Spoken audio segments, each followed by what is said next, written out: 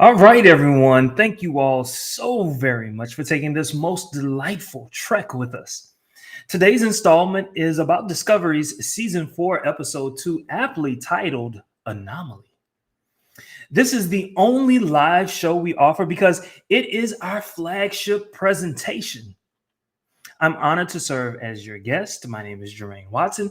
Before we go any further, I wanted to take this time. I wanted to give you the time to like, follow, join, subscribe, comment, and share in whatever medium you're currently watching or listening to us. Later, I will be joined by my co host, William Walford. And also, we have some very special guests Robin Alyssa, Brian White, and Brandon Yan. When they arrive, they will introduce themselves to you all. Today's show is all about discovery. We're going to specifically cover last week's show, so no spoilers needed. Yes, today is Thursday. Yes, a new episode came out today, but we're going to cover last week's episode. Okay. And again, that is titled Anomaly. Also, this would be a great time for us to basically tell you about our upcoming shows. So earlier I said that this is our only live show, and that's true. It is our only live show. But what we've decided to do, because we've been having so much fun, is we have decided to pre-record some shows. So on Mondays, we have LGB Trek. Tuesdays are Tech Trek. Wednesdays are either What If Wednesdays or Fight for the Patriarchy Wednesdays. And what that means is on alternating weeks, one week you'll have What If Wednesdays, and on the other week you will have Fight the Patriarchy. These are awesome shows with awesome ideas, superb hosts, and spectacular guests. We will still have our Thursday live shows updating you about the most recent edition of Star Trek or other Trek happenings. But we will also add Newsflash Fridays and Section 31 Saturdays. These shows are sexy, sexy, sexy. I tell you, they're so sexy. We've already recorded some of the shows, and let me tell you, they are fun. We debate, and of course, we always follow Starfleet decorum. So make certain you have liked, followed, and subscribed, and make certain you get notified when we post. Now back to tonight's business. All right. So today, what we're going to do, as I said earlier, we are going to basically go over Anomaly. So Anomaly is the second episode of season 4. So first thing that I wanted to talk about is basically the revolving doors that we have going on within Discovery. And what I mean by revolving doors is basically we have a captain. What starts with Jarjo, right? And then later we get oh god, what was his name? I forgot his name already. We get him, who is from the Mirror Universe, and then also after him we get Pike from the Enterprise. And then we get Saru, and now we have Burnham. But guess what? In addition to the captain's chair, we also have the first officer's chair, right? Starts with Burnham, then goes to Saru, then goes to Tilly, and now back to Saru. All right, a lot going on. All right. I was supposed to have my my co-host. I was also supposed to have my guest. So basically, I'm just going to riff until they join me. I believe in starting on time, start on time, end on time, all that other good stuff. All right. So the back and forth of this show is so unlike any other show that we've ever dealt with, right? So if you think about Star Trek The Next Generation, there was never a change, except for a short change when Picard was basically assimilated, right? Short change there. There was a captain that came in. There was also a first officer that came in, right? But we went right back to what we knew and what we loved. DS9, there was never a change. Voyager, there was, outside of getting a new first officer, there was never a change with Voyager. William, thank you for joining us. Do you want to introduce yourself? Hi, my name is William Walford. I'm 27 from Little Rock, Arkansas, and I'm a huge Trek fan. For those of you that don't know me, also one of the video editors and co-host for our Trekkers Delight, done by, where is he at? This way. Yep, Jermaine over here. Yeah, and yeah, Jermaine, I actually got a little surprise for you. Okay.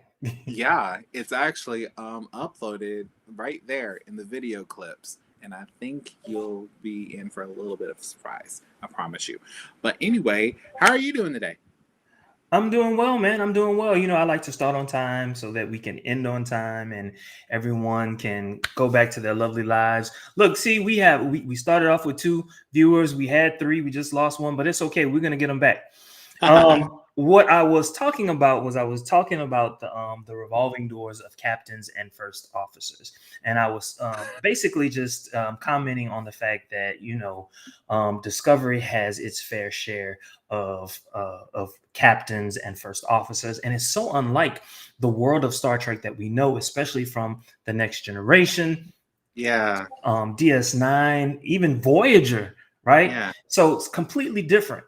And so I just wanted to I want quickly get your thoughts on that. Could you? Okay, I see it in a general sense. Can you like ask me the question like directly, like so that I can answer it kind of directly?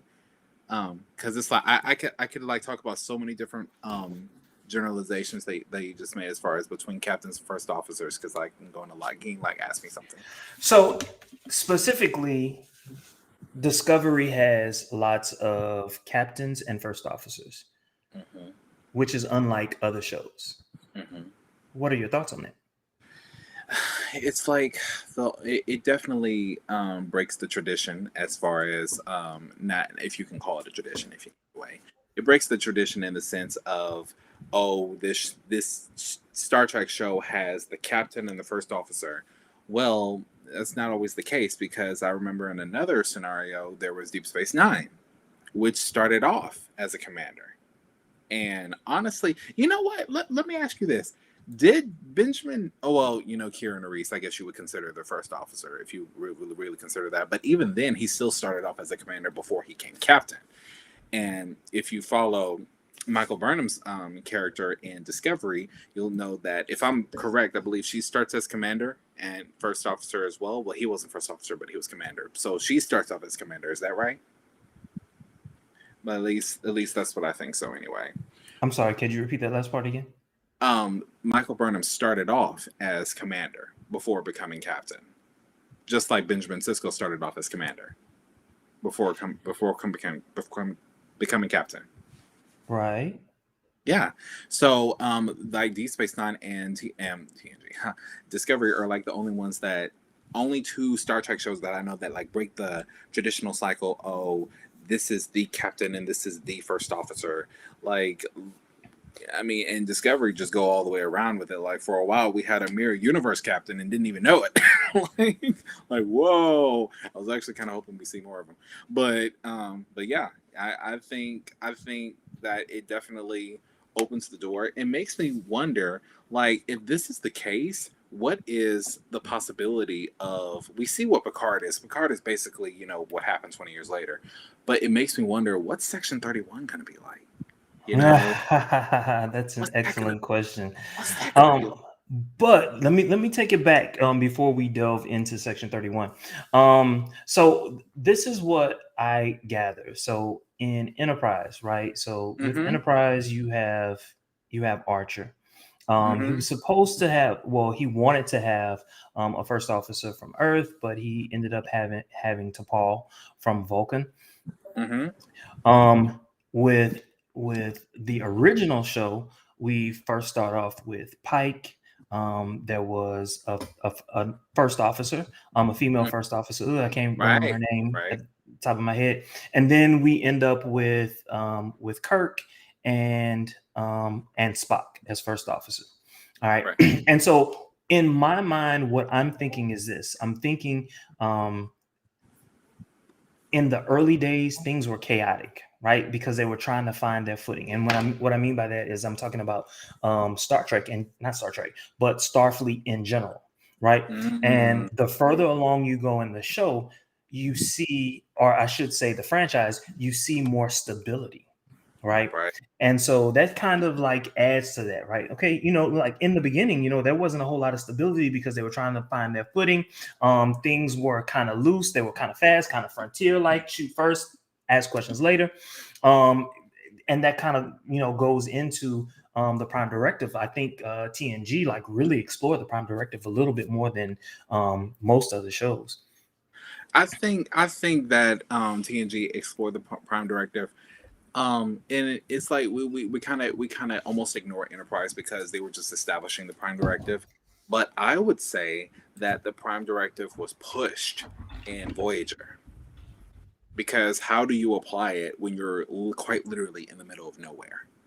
You know, it's just like, and it's like both Janeway and Picard in their own way have said that they both have bended the Prime Directive, but never actually broke it. Even though it's up for debate, it's really up for debate. So let me ask you this real quick. As far as like the stream length, Oh, yeah.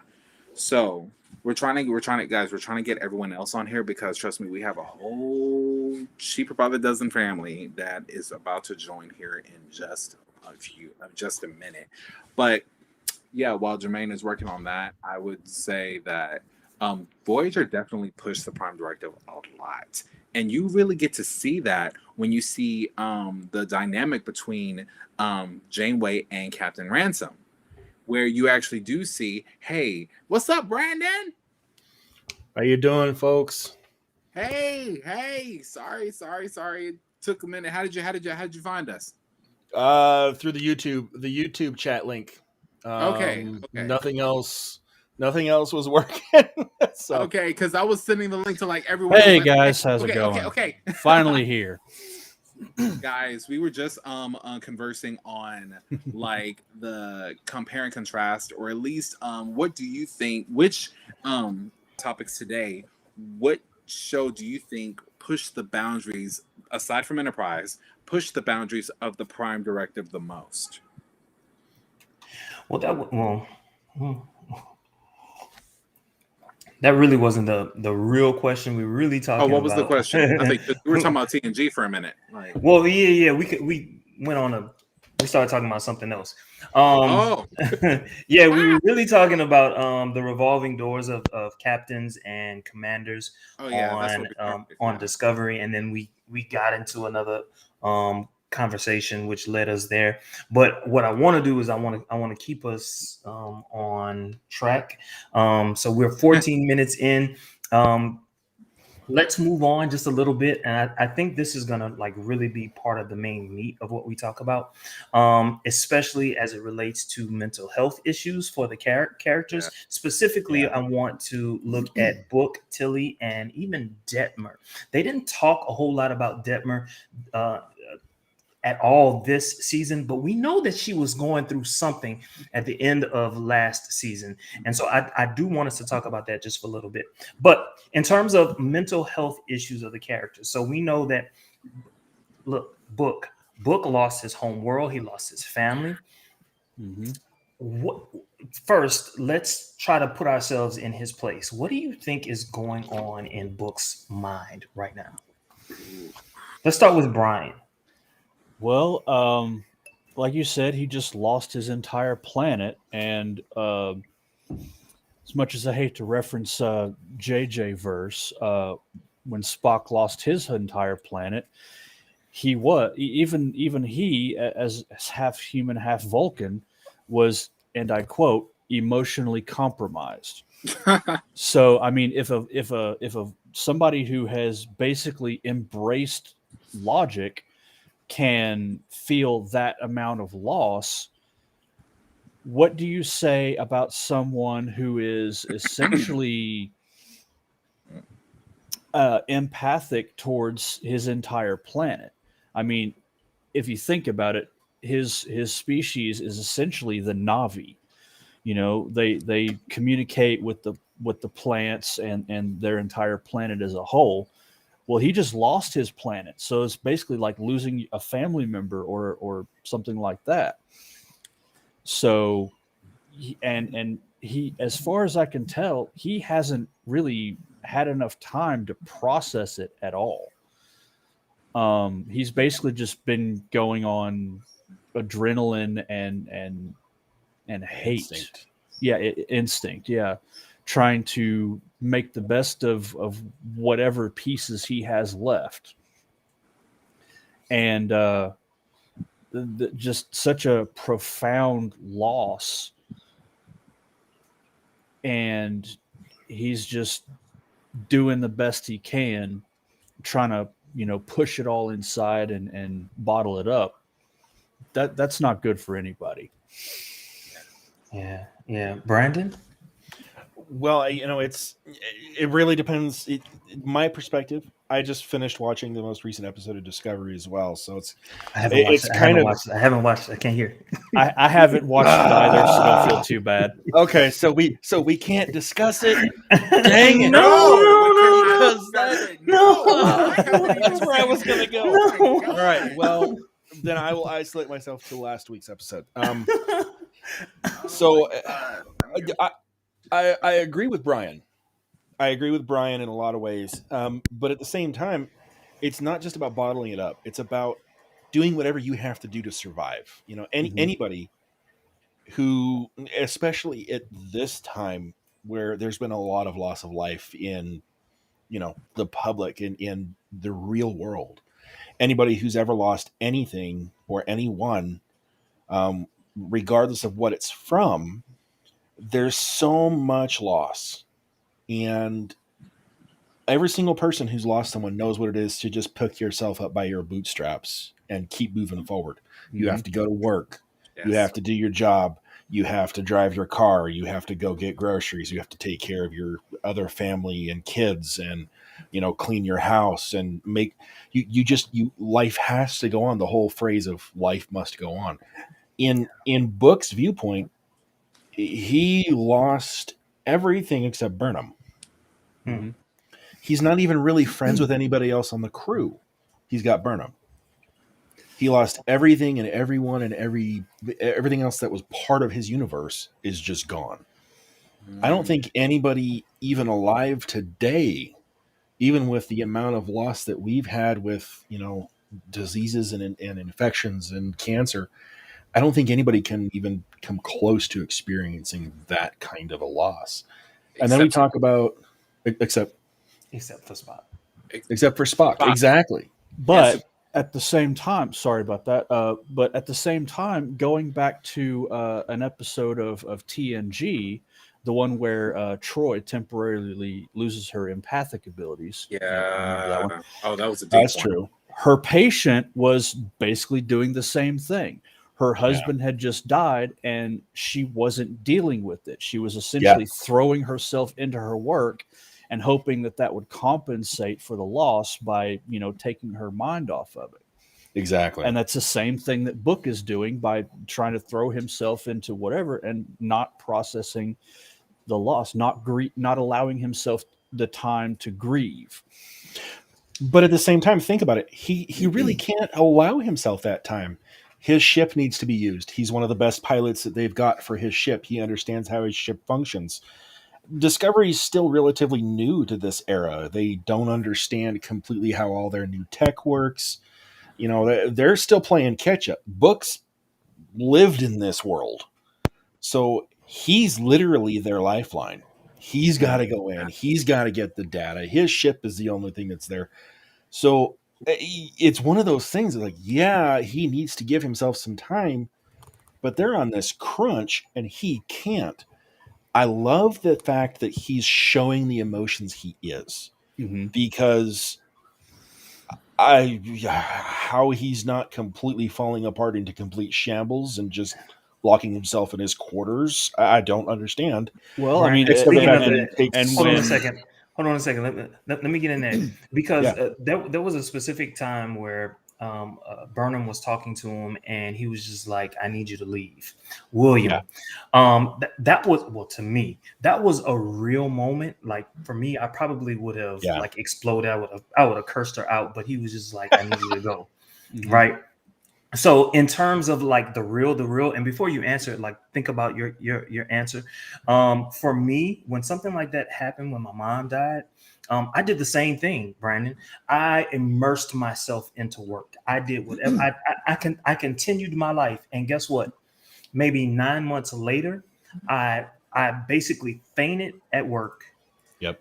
I had to, my blood pressure was, and it must have been that way for months, didn't know it. My blood pressure was 220 over 180, like something crazy, like they were like, dude, you're supposed to be dead right now. And I was lucky, one of my fraternity brothers, he was just like, hey, wait, didn't your mom die recently? Had he not been my fraternity brother and made that connection, I Yeah. never would have gone to a doctor. And the doctor basically said, bro, you just need to cry. Yeah. Mhm. I mean, it definitely, mourning loss is important. But I mean, first of all, psychology is a bit of a hobby for me, but essentially, like that's basically going back to what used to be the 5 stages of grief. Now it's actually 7, but basically back then, you start out with just denial. This can't have happened. Then you move to anger, which like Jermaine was saying is like, yeah, he got mad, and but he basically went books basically went straight to depression at that point Yeah. because Yeah. he couldn't handle it. He William? witnessed his entire planet gone. It's like I hear everyone, and I totally agree because it's from the perspective, even with Spock, like in the Abrams in the Kelvin timeline, you can say that his mom died right in front of him, Mhm. like just right dead, just right there. Nice cameo on the actress, by the way. But Mhm. other than that, um, for me, I was the caregiver for my mother for 3 years, and in a way, it's a little bit weird because it was in reverse for me. I was grieving while she was still here because I knew what was going to happen. Yeah. Yeah. So I kind of like already passed like the first 2 stages, like already. Like I was a little bit ahead. I was, I'm still sad and all that stuff, but I was still hanging on to a lot in my hometown. I was still hanging on to a lot, not accepting that I needed mental help, that I Yeah. needed it bad. But I Because mean, it sounds yeah. to me almost like you were experiencing the 5 stages in reverse. You had already accepted it before it had happened, and then Before you it even started happened. moving into depression and everything like that. So yeah. Yeah. So when I saw that scene, and the dude, he lost in a way everything, Mm-hmm. everything that he knew. Okay, everything that he knew. So now, in a sense, you could almost say that he is in the same boat as Burnham right now, because that entire ship of Discovery had to leave everything 900 years ago. Exactly. To them, everyone and everything they knew is not only dead but dust. Wow. Yeah. Look, Like, we could talk about book ad nauseum, but let's get some more in. Let's talk about Tilly. So Brandon, so Tilly, right? So basically towards the end, Tilly goes to Culber, and she was just like, she kind of stumbles over it, but she's basically like, I need help. Yeah, I need Exactly. professional help. Yeah, like Brandon, help. exactly. So what There's a, can you like put us in the frame of mind of what Tilly is probably dealing with at that time? absolutely, to do that properly. Let's go back to the beginning to the end of season 2. Right. She's a fresh cadet Mm-hmm. put on a ship, had to go through a whole bunch of stuff and go through the whole mirror universe situation. Oof. And then we're in season 3, and we're talking about, or at the end of season, in season 2, we're talking about, the mirror universe. So she's exposed to something she's never experienced before. We're talking a fresh cadet, fresh out of the academy, and boom, she's thrown into this. Talk about utter chaos. The typical cadet spends 2 or 3 years on a ship before they're promoted to to ensign, then lieutenant junior grade, lieutenant, lieutenant commander. So we're talking Yeah, like tell that to years Ensign and Kim. years. But we're talking, and especially for someone who is already on the spectrum of sorts, I would say, because she's already sensitive. She already understands a lot more about what the rest of the crew is going through, and then she has to go through all of this near disaster. And then the ship leaves her timeline. So she's missing her friends, her family, all of the academy graduates she came up with. She's missing her parents. Mhm. Think about that. Her grandparents, any siblings she might have had. We don't even know if she was an only child or we don't know that much about her for us knowing her. We don't even talk about that. Yeah, she's Right. and literally that was classified by Starfleet, so she's just missing in action. So think about that. Her family doesn't know what happened. Ooh, How is she dealing with her family knowing she's just gone? Mhm. And then on top of that, she's transported into the future. Then there's all this new technology. So not only do you have to relearn basically what you went through the academy because everything's changed. Yep. So you're talking about complete retraining your brain. And then on top of that, you're just pushed into event after event after event after event. She hasn't had time to cope with it. Not only that, but now she has to worry about the burdens of command. Exactly. She's a lieutenant. She's in charge of crew. Mm-hmm. I'm surprised that she didn't have a psychotic break. I mean, I'm wondering if I would. Can I ask you this question, Brandon? Yeah. Was it like an intentional move, or was it like for the actress or for the writers for Tilly to gain a little bit of weight? Because I've noticed that she's picked up some, and I'm all fine with it. But I wanted to know, was that like an actress thing, or was this like a result? Because this is pandemic. It's pandemic because Burnham gained weight too. Yeah, but the reason I'm asking the question is because I went through the exact thing where I was thrown into authoritative situations, promoted to this, doing this, opening my own business, helping my own town, all this stuff, and then all the while I gained up to 316 pounds. Now I done lost 40 of it now, but I gained because I wouldn't. I think everybody that gets in any kind of an emotional situation understands that the easiest way to calm a person's emotions, especially through stress or hardship or pain or loss or anything, is the most basic instinct among humanity, and that is to eat. Yep, they call it comfort food for a reason. Exactly. Right. Now, was it intentional? Was it something the writers did? Did she actually just gain weight? I don't really know. Honestly, I set that aside because the reality, she's always been a little on the plus size. Yeah, she has. So I'm going to chalk it up more towards by the season 4 of every single Star Trek episode, of every single Star Trek series, they have started to loosen their belts a little bit by season 4. That's true. Okay. So I kind of just chalked it up. They've got money now. They've got money. Exactly. I kind of just chalked it up to they're used to the buffet tables and whatever. But it's a good look. But at the same time, like Jermaine said, every single crew member's kind of gained a little bit. Yeah. So we can't really just chalk it up to an emotional stress. Speaking in strictly a psychophysiological sense, stress and anxiety has a detrimental effect on a person's metabolism. It really does. Yeah. So yes, you start to worry and everything like that. Your metabolism slows down to a crawl. So, guys, I wanted to talk about Detmer, but we got really into this conversation. So we're going to skip Detmer and we're going to move into the next segment of this. So we're going into segment 3. So specifically, we're going to be talking about Stamets and Book. And, like they spent some time together on Book's ship, right? So we also know that both of them are able to use the spore drive on Discovery. Oh yeah. Yeah, so that right there gives them something in common right off the bat. It does, but let me tell you this. So I don't remember which episode it was that we all did, but someone said that someone from Discovery is supposed to die. I don't know if that's true or not. However, what I would do is I would put my I don't know, my finger, my ring, whatever, and I will put my something in the Your ring, whatever.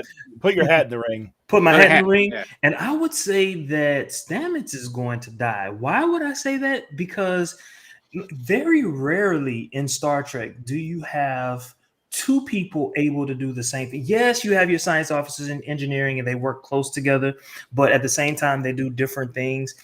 In this case, two people who can operate the spore drive, it's possible that they did this because, you know, at some point the two of them are going to be on, one person is going to be on a planet, another person, whatever. But I also think that it's quite possible that Stamets might die by the end of this season. What are your thoughts on that? I don't give think- it to Saru. I give it to Saru on that one. I think he's gonna go. You still think so? I do. I don't think they can kill Stamets, but I definitely think they could separate him from the crew. Because I do think that's a good I think there might be a twofold thing there. I know beyond a shadow of a doubt we're going to lose a primary cast member. We're gonna Let lose me- someone. Let me say something else too, because remember, like, I guess we all assumed that Stamets was the chief engineer, and then we find out he really wasn't the chief engineer. He was right? the closest thing to it. He was the closest thing to it, but now we know that there is definitely a chief engineer. Plus, Gray, that's the department that she works in. And quite often, that is also the department that Tilly works in. Do you see where I'm going? Mm-hmm. I think you mean Adira, right? Adira, yeah. Adira, I'm sorry. I Right, don't know why I said that. right. I think Just my thoughts. I think like what if when Gray gets his new body that it's Adira that goes.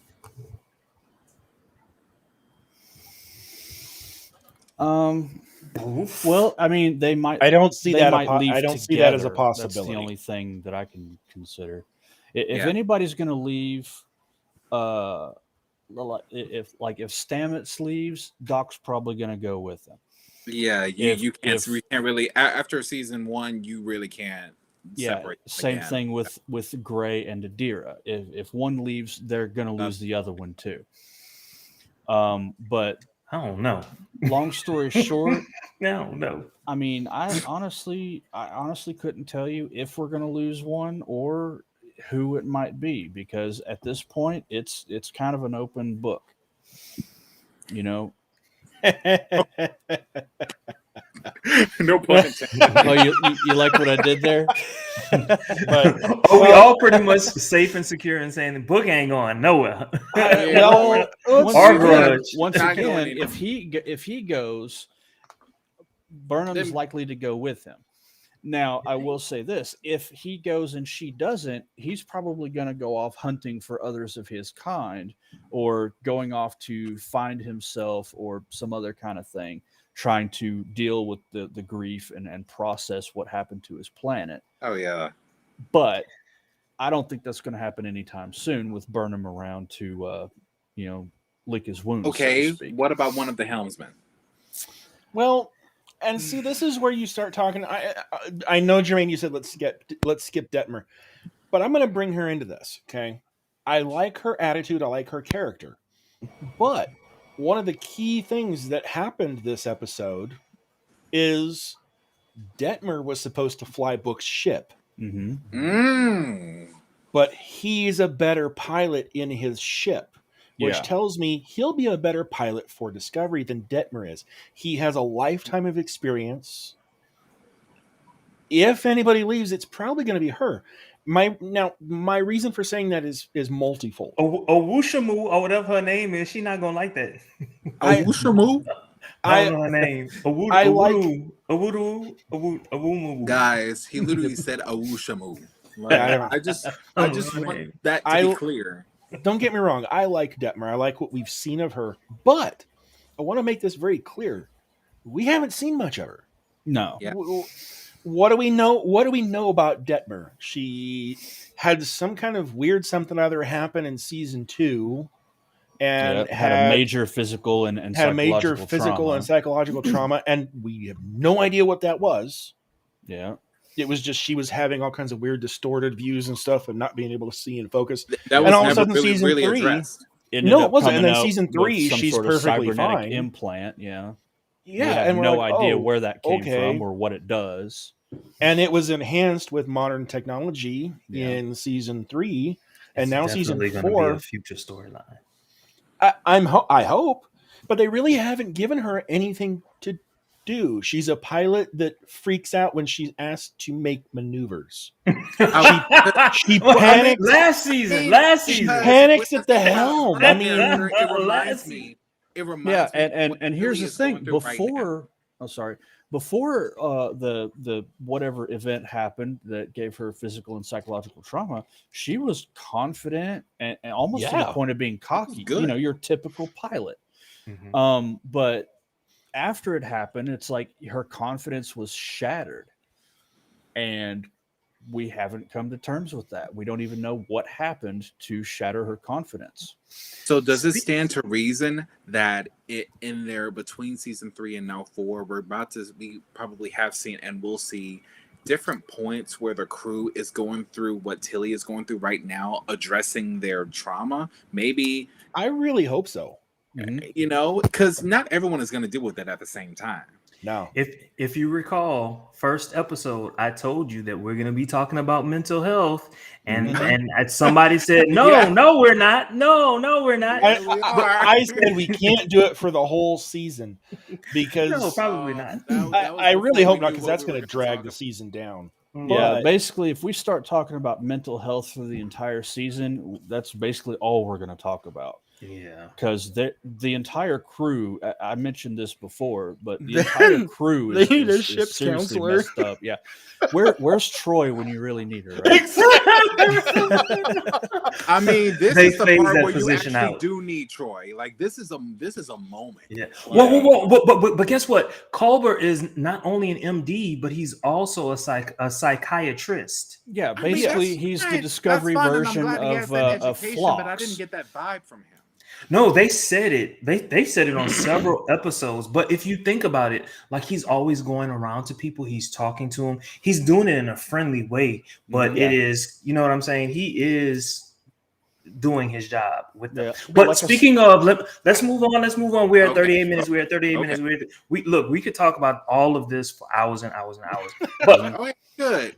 personalism versus professionalism. So Oh, we're talking about, Right. like mental health. There are going to be some outbursts, right? People are Mhm. going to do some things that are outside of who and what they normally are. Brian, can you talk to us about personalism versus professionalism? Well, and I mentioned this before to you guys. I know Burnham was dealing with that a lot in the episode, because she was trying to figure out the juxtaposition between whether or not to be a captain towards Book or to be, a nurturer towards Book. And she was walking a fine line there. But I mean, I know that during the mission, she basically, had to be a captain. But there came a time when Saru walked up to her. She's like, "Yeah, you need to sort this out, and not Captain Burnham, but you need to figure this stuff out." So she basically, private called him and was like, "Look, I know this is tough. We got to get through this. When we get back, I'll sit down and talk with you about all this stuff."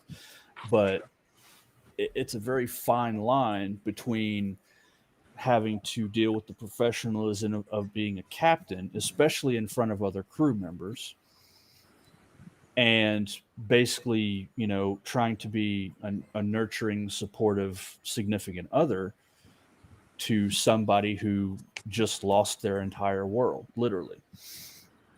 And it's kind of a difficult thing to figure out as to what to be. I know I've found in some of my personal relationships sometimes, you have to be, sweet and tender and things of the nature. Sometimes you have to be a little forceful, to get people to understand what's going on. And it's not an easy line to walk sometimes, because you honestly don't know what's going to be the right time to be forceful, and when it's going to do more harm than good, and when it's time to be sweet and tender, and when that's not going to have any effect whatsoever. So you kind of have it's trial and error, basically. There's no, owner's manual or anything like that to tell you how to do all this stuff. Quite right. Your thoughts, William? I echo everything that Brian just said, but I gotta admit, no, this is I know, I'm messing around. no, this is literally what I was thinking, and this is like on subject, but totally not on subject. I was just imagining Ezri Dax on the Discovery right now. Yeah. A little bit. Like, I still Troy is the not the prototype, but she is like what we think of when we think of a counselor. Yeah, like, she's honestly. the model. She's the The model, original. yeah. She's the OG. Yeah. Yeah. Only Yeah. because she was the first. It's just like Spock. Well, Spock. yeah. Okay, well that's something that I really wanted to go on. It's like, I understand that the Doctor has this background in, I'm sorry, psychology or counseling. Yeah. So It's yes, kind of one and the same, really. It really Yeah, is. yeah. The difference is like he has a PhD, but because he's also an MD, he's a psychiatrist versus a psychologist. Yeah, it's Mhm. it's like Phlox from Enterprise. He was a Okay. doctor, a psychologist, a veterinarian, a dentist, basically everything that he needed to be. You All know, in one. Yep. and maybe, I don't know if it was written this way or if it was an actor's choice. Now, I remember all the way back him talking the talk and even walking the walk, but I personally didn't feel anything from that. Like, I got more from Riker's rendition of Enterprise's Cook in the final episode than I did the Doctor in Discovery, Mhm. because it's just like, okay, if you are someone that I can talk to, I understand you just went through something, dying and coming back, Spock world, that's fine. But like, not saying your trauma trumps mine or mine or the other, but I have, me personally, and I'm crazy over this guy. I am, but I never got that vibe from him. So the neurotic, the person with the neurotic tendencies on that show happens to be his husband, right? So you see him dealing with his husband more than you see him dealing with everyone else on the show. And just a hint of narcissism, but that's You're right. You're right. Like I said, I am not feeling this. It's just like, Well, I know what he is, I know what he says, and he does a good job. But I mean, it's kinda Also like remember what there was a Brandon- point on the show. I'm sorry, Brian. Go Yeah, ahead. it's kind of like what me and Brandon were talking about off show a little bit ago. It's like a lot of these characters on Discovery are kind of difficult to get emotionally invested in. They're You know, very it's paper. almost- Yeah, They're it's very their paper. They're characters are very two-dimensional. hollow. You And know, it's sad. I want to get involved. Yeah, I want we to like them. we I want want to to like get I attached. do. I But do. they're so two-dimensional. They're either angry or they're sad, or they're friendly and then they're cold, or they're outgoing and then they're reserved. There's very little play with their character and getting to know them and understanding. Now, maybe it's because we're spoiled and we're used to the 26 episode season where you can take four It's- episodes to get to know someone before you jump into their 4 episode past and their 10 episode legacy.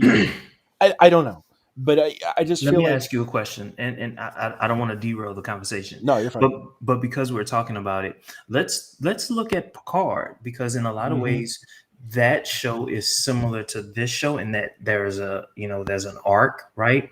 And so we're able to see new characters on Picard are there like the new characters in Picard? Were you able Mhm. to develop a feeling?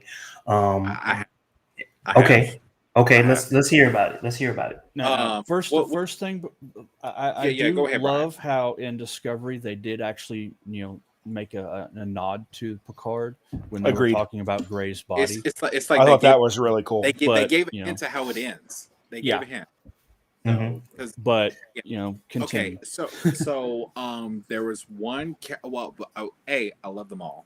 Okay, I did, and to me, they were very lovable characters, and I love except how they killed some of them.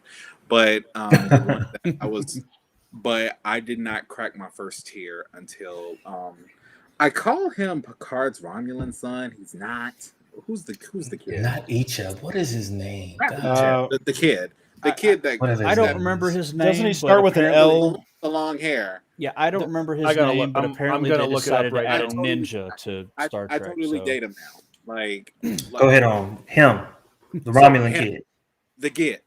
That's Mhm. part of this same thing that Burnham's mother is a part of, if I'm not mistaken. Yeah. Well, anyway, when he Candor, whatever.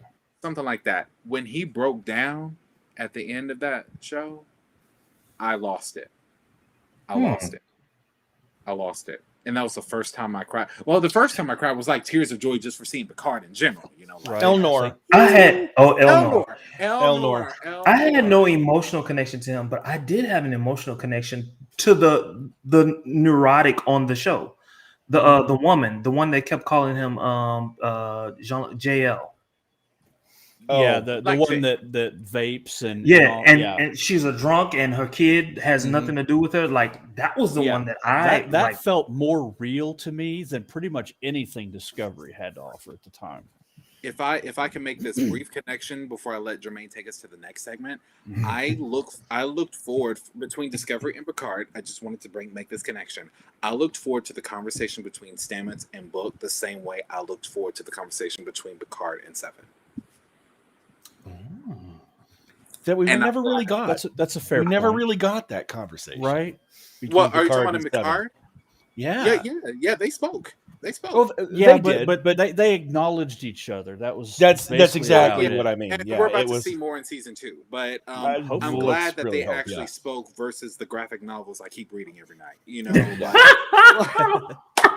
So Well, look, we're at the 48-minute mark. We don't have much time, so look, we're gonna move to our final segment. Look, by design, this segment, well, for some reason I gave it 12 minutes, but we can't spend that much time on this. So what I want us to do is I want us to have a character analysis of certain characters. First, it's just a look, Bryce, he looks a whole lot like me. So, before there was a book, it was a Bryce. And so on on this episode, Anomaly, Bryce became a pivotal character. Brian, tell us what Bryce did and what were your thoughts about that? It's especially given what happened the first episode. Well, as I was saying, I haven't seen like the most recent episode that just came out. No, I'm talking about But episode 2. The previous Yeah, episode, last week. If memory serves, because I've slept since then. He had some sort of suggestion that basically was the linchpin of the whole thing. Like Saru actually like, hey, that was a good job. Pat on the back and all.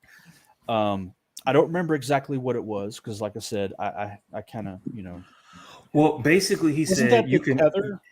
Oh right, yeah, it was the surfing thing. Yeah, Yeah, the wave. Yeah, the Um, wave. The waves. Yeah, the surf of the wave. Yeah, okay. yeah. Mhm. So basically, he's like, yeah. So I did this thing, and this might help, and but yeah, I mean, he was basically being an actual crew member by offering suggestions, and that I will say this.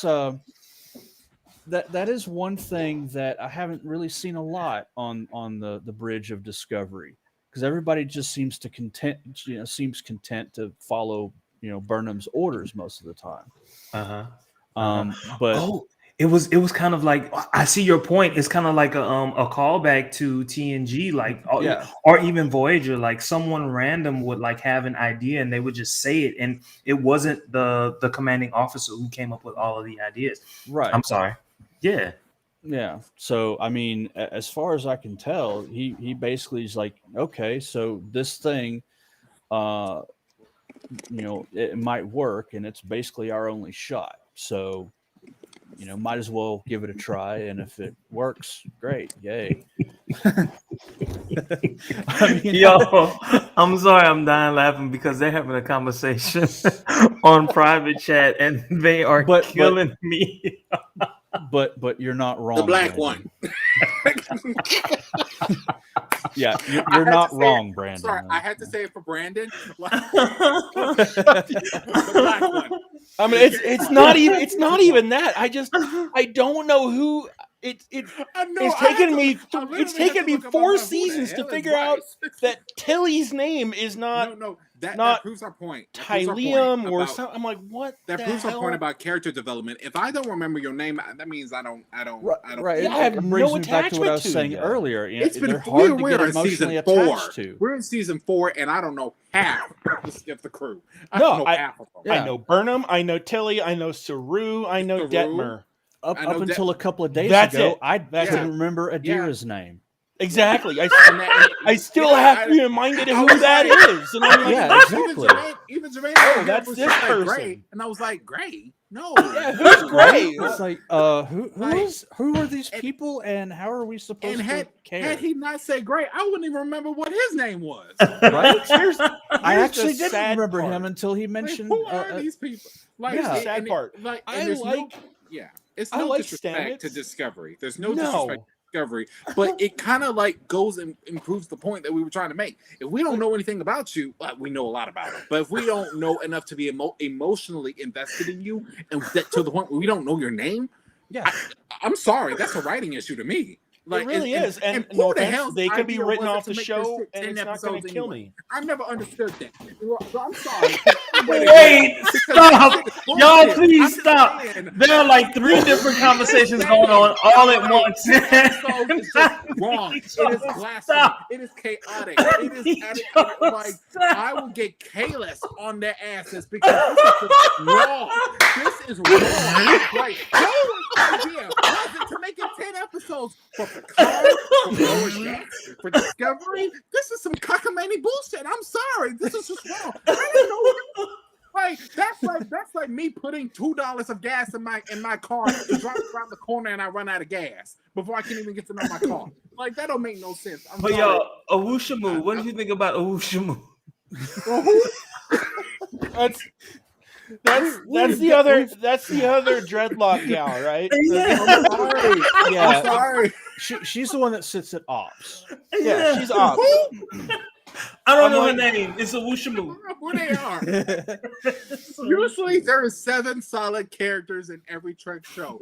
In Discovery, there's like a solid 15. And I'm like, who's that Asian guy? It's a lot of Well, redundancy, They y'all. It's a change lot of positions. redundancy. We have no idea who's going to be up on what's didn't- that phrase? Who's on deck, right? I We have need no to idea know. who's going to be Look, on deck. I didn't next. even know Who's that that security first, officer? yeah. I didn't even know they had an android on it until she died in the last season. Exactly. I knew that. I knew Right. that. I didn't know Who her are you? name, but I knew that. I knew all of that. I pay now- attention to now- stuff like that. Now I'll say this because we got 6 minutes left. I was emotionally invested in that one chick who decided to stay behind in the last season No rule. because I was familiar with her species from TNG. Okay. Yes, So exactly. I know you, okay, and I Yeah. can see why you would want to stay, like because we know about your people, we know about their initial beliefs, and we know about the current beliefs, and we know about the burn and correlation and all that, and then like other species. So that even though it wasn't much, it gave me something to Yeah. make me miss her. Just like I was emotionally invested, which I'm pretty sure we can all say that for Emperor Jojo. Like in the last season, how could you not be? How could you? You not be? weren't? Oh I my wasn't. god! I never liked her character. It was kinda never flat to liked me. her. But here's the thing: you got to know her character enough to make a decision whether you liked Yes. her or not. Exactly. Now, in an I'd have odd, to crazy say way, that- I was glad to see her go. Yeah, That's where I was at. I think it was perfect. I think her timing was perfect. The timing in which she left it was perfect. And let me tell you why. For someone like me, who like I delighted in the fact that Deep Space Nine was so dark, right? Because I got to see a different side of the Federation. Jar Jar for me represented the dark side of Federation, right? So much so that she was part of the mirror universe, right? So, and what they did towards the end was they saw that she actually did change, right? One of those shows, it reminded us that she's changing, right? She made different decisions. And so when and if a Section 31 show comes along, I'm ready for it. What are y'all talking about? So dark, they had a black cat. You see? Y'all need to read these these private chats. but then they wouldn't be private, would they? But I but do no, it like for I the meme said, reactions. I do it for the meme reactions. as far as like being like, see, Giorgio, she wasn't dark being Starfleet. Lorca was dark being Starfleet. Giorgio was just dark. I liked Lorca's character. Yeah.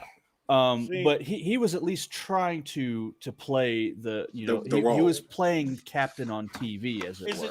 is it sad that I was more attached to his character than anybody else in the crew? No, I thought we were And going when to see they him come wrote back. him off, I thought he was going to come back. when they I did wrote too, him I won't off, lie. I'm just like, well, there goes my only attachment to this. I know I'm supposed to be attached to Burnham. I can't stand her. I absolutely for me, can't. the I- connection is Tilly, because Tilly kind of reminds me of Barkley from TNG, and I always liked his character. I always thought it was I would- Stamets.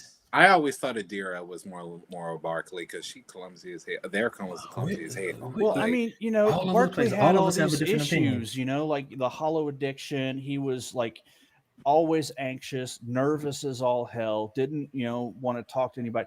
And Tilly seems like the only crew member that really like legitimately freaks out over stuff. Because I mean, she gets emotionally invested in whatever she's doing. Everybody else, it's just a job. I think they all do. I think they show it in different ways. Yeah, very honestly. possible. but I'm Tilly, actually to attached me to seems Saru. more real than a lot of the other. I can see characters you does. being attached to I'm Saru. attached to Saru. That's who I like because he's torn between Starfleet and his people. Right. That's really Oh. what gets me right now. I don't know who I'm attached to because it's like I don't want to give like a typical answer like, oh, I'm attached to Michael Burnham for obvious reasons. Because I'm trying not to do that. I would say that if I were attached to anybody, I am right now taking a oh Jesus, probably Stamets. I hate his character. I absolutely I- hate his character. Like, I want him to die. I didn't write the damn thing. Okay, like I'm attached to Book's cat. Does that count? Yeah, Book's cat. Thank you. I'll take that one. You cannot be Star Trek without a pet. You cannot be Star Trek without a pet. Every Star Trek show, I believe, has a pet somewhere. Yeah. Picard had Livingston.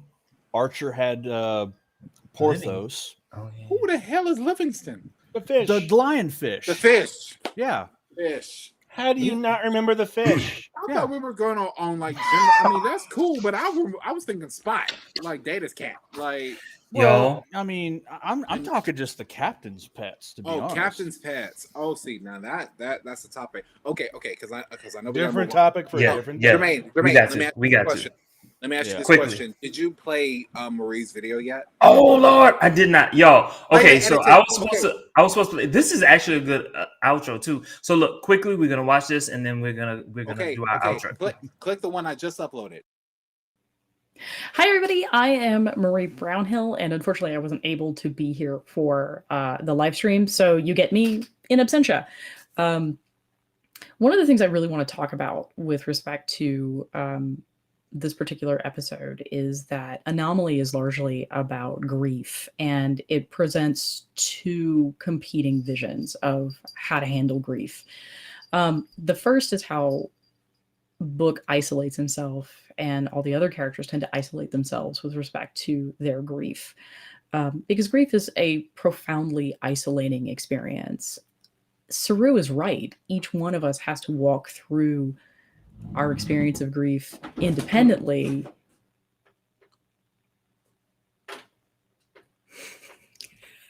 Are you streaming? Yes. Okay.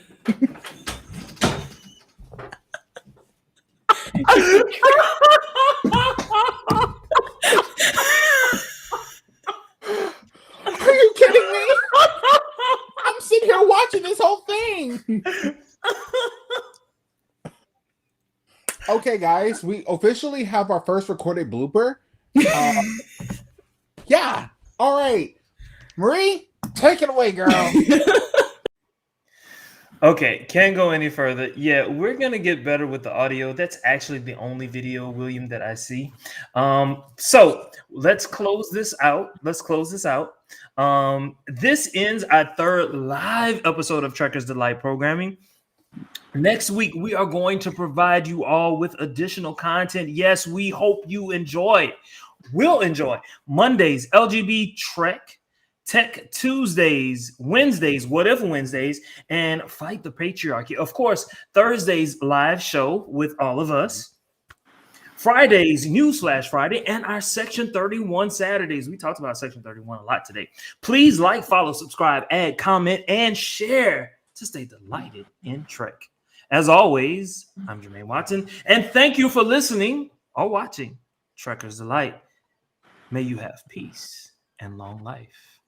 Kapla.